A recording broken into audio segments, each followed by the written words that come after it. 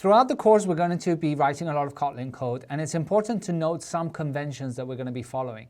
Kotlin, by and large, has, it was decided that, again, given that it's a JVM-targeted language primarily, we're going to follow the Java conventions. So if you're not familiar with the Java conventions, let's just go over them again. We use lower camel case for names, so variable names, function names, or use the lower camel case. Types would be in uppercase. Methods and properties, again, in lower camel case. Semicolons, as I said, are optional, so they're only required in a single place.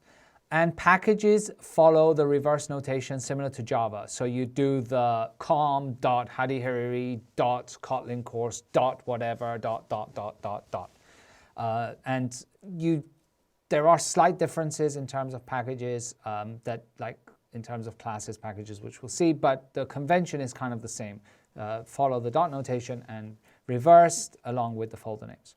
You can, and this is one of the differences, you can have multiple classes per file allowed. Now in Java, there is that restriction. In Kotlin, no, you can have multiple classes per file, and packages do not have to match the folder names. And this is important. As I said, there is a slight difference with Java in that they don't need to match the folder names. However, again, there's no reason for not doing that, so unless you have a good reason, we just kind of follow that convention.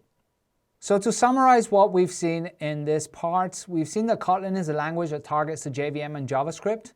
It generates bytecode when it is targeting the JVM. It is fully interoperable with Java. The release was on February 2016, this year, so it's been in works for quite some time, but we finally reached the 1.0 release. And the release for the 1.1 version is scheduled roughly for about autumn of this year. So hopefully, by the time this course is released, you'll also have Kotlin 1.1 with it. We'll be covering, as I mentioned, some topics around 1.1. And these may change a little bit, but more or less they should remain as designed at the point it is currently.